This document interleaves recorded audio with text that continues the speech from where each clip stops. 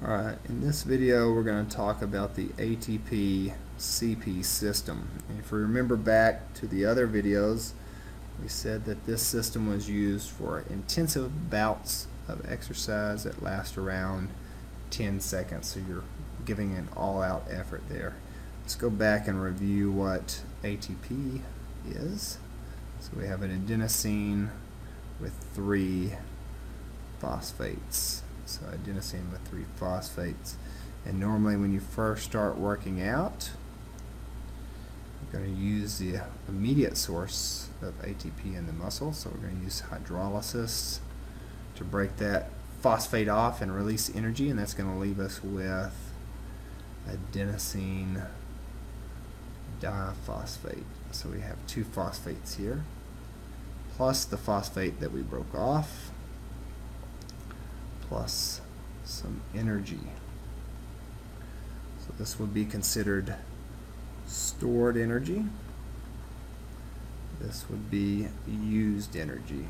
And in my last video I talked about reversing this process, taking the used energy and getting your ATP back, or creating some ATP from that used energy. So this is how it works. You have something called creatine phosphate, and you notice there the creatine phosphate has a phosphate on the end of it, and so we need to get our ATP or ADP back to ATP. So what we do, let me just draw this out here so that it's easy to see. I take my ADP over here. So I'm still missing a phosphate there, so I take something called creatine kinase. Creatine kinase, which is an enzyme that's going to help us pop this phosphate off. So we're going to take this phosphate here. So we popped it off with creatine kinase, and we want to add it back there. Well, we need another enzyme to help us out here, which is called ATP ACE. Anytime you see that ACE, you should think enzyme. So we're going to take that phosphate here, we're going to add it back to the ADP. So there's my phosphate.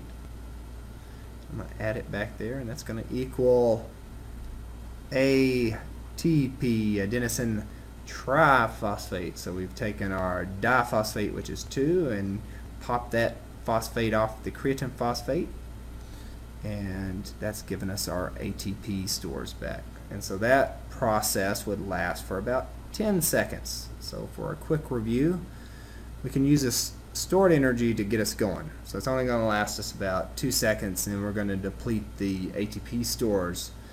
But once it's depleted, so here's where it's depleted, it's used, we can get it back to ATP for about, we can do this for about 10 seconds, because we should have enough creatine phosphate stored in the muscle as well. So not only is ATP stored in the muscle, this creatine phosphate stored in there. So we'll take an enzyme called creatine kinase, and we're going to pop that phosphate off, and we're going to add it back to our ADP, but we need another enzyme to help us out, which is ATP ACE, and that's going to help us add this phosphate to the ADP, giving us ATP. And so that energy system would last for about 10 seconds. Well, what if we're doing fairly intense exercise that lasts more than 10 seconds? Let's say it's going to go upwards of 2 minutes.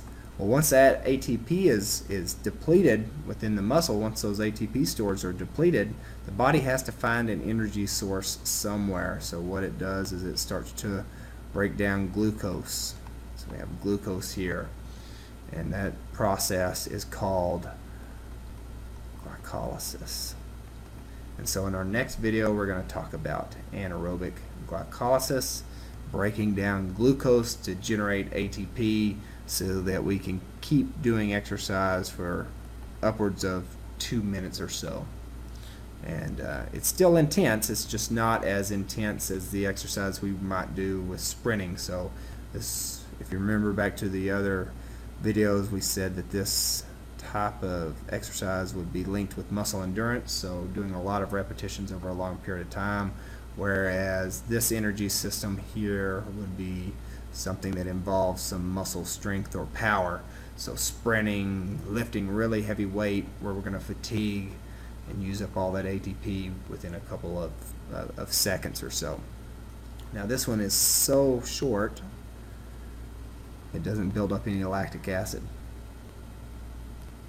But down here, we've got to be concerned with lactic acid and being able to buffer lactic acid so we can go a little bit longer. So we can use glycolysis a little bit longer before the lactic acid causes the muscles to fatigue. But we'll talk about that in the next video. We'll get into glycolysis and how through exercise your body will start to produce more sodium bicarbonate so that you can buffer lactic acid, so as it starts to build up you can last a little bit longer. And that's how athletes improve their muscle endurance, is through their ability to buffer lactic acid. But anyway, that's a whole nother video series. I hope you enjoyed this one, and I will see you in the glycolysis video.